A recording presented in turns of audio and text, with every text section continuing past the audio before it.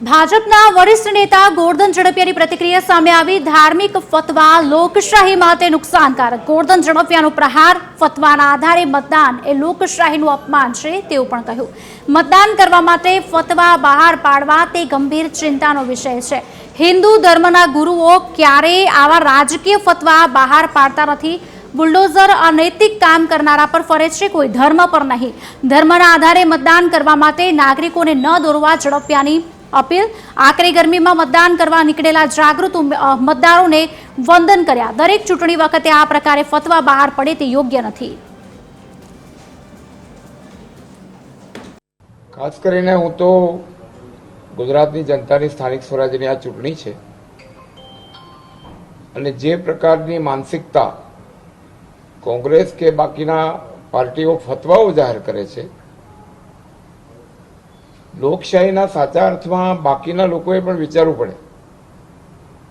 આપણે તો માનીએ છીએ કે બધા જ્ઞાતિ, જાતિ, પંથ, પ્રાંત, ભાષા બધા આપણા માટે સરખા છે, પણ કોઈ ધર્મ વિશેષ, જાતિ વિશેષ કરે તો બાકીના તમામ સમાજોએ પણ ફતવાના આધારે જો નિર્ણયો થતા હોય, ફતવાના આધારે જો ડેમોક્રેસી ઓફ ઇન્ડિયા જેને આપણે કહીએ છીએ લોકશાહી પદ્ધતિ, એને જો એના છાપ પાડવામાં આવે તો સ્વાભાવિક છે બાકીના લોકોને એની અસર થવાની છે।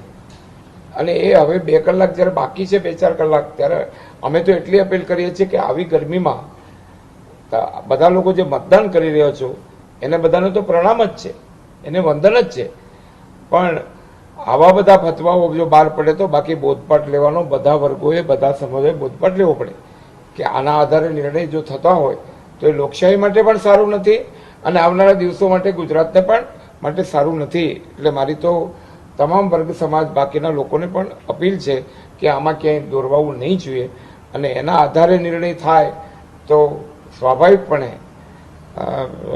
લોકશાહીની દ્રષ્ટિએ પણ સારું નથી અને આ પ્રકારની માનસિકતા પણ સારી નથી એવું અમે પાર્ટી તરીકે પણ માનીએ છીએ અને ડેમોક્રેસીના સાચા અર્થમાં લોકશાહીનું જે વેલ્યુઝ છે એ વેલ્યુઝને પણ નુકસાન કરે છે। એ બધા નિવેદન એટલા માટે કરે છે કે એમને એમના જાતિ વર્ગના મતદારોને એનાથી અસર પડે અને વધુ મતદાન થાય। બુલડોઝર ફરે છે તો અનૈતિક કામ કરવા વાળા માટે, અનધિકૃત વાળા માટે ફરે છે। એમાં જ્ઞાતિ, જાતિ, ધર્મ, સંપ્રદાય ક્યાંય નથી આવતો, પરંતુ આના આધારે જો એ ધારાસભ્ય હોય કે કોઈ પણ સમાજના મૌલવી હોય કે જે પણ પ્રકારના લોકો હોય જે ફતવાઓ બહાર પાડી રહ્યા છે અને આ દર ચૂંટણીમાં આ જ પ્રકારની માનસિકતા જો બહાર આવે તો અનેક હિન્દુ ધર્મના સાધુ સંતો, સંપ્રદાય, બહુ મોટા વરિષ્ઠો છે, મહંતો છે, આચાર્યો છે, મહામંડલેશ્વરો છે, ક્યારેય બહાર પાડતા નથી અને આમને જ બહાર પાડવાનું અને આના આધારે રાજકારણ, આના આધારે ડેમોક્રેસી ચલાવવાની, તો બાકીના વર્ગે આના પરથી બોધપાઠ લેવો જ પડે અને કચકચાવીને મતદાન કરવું પડે।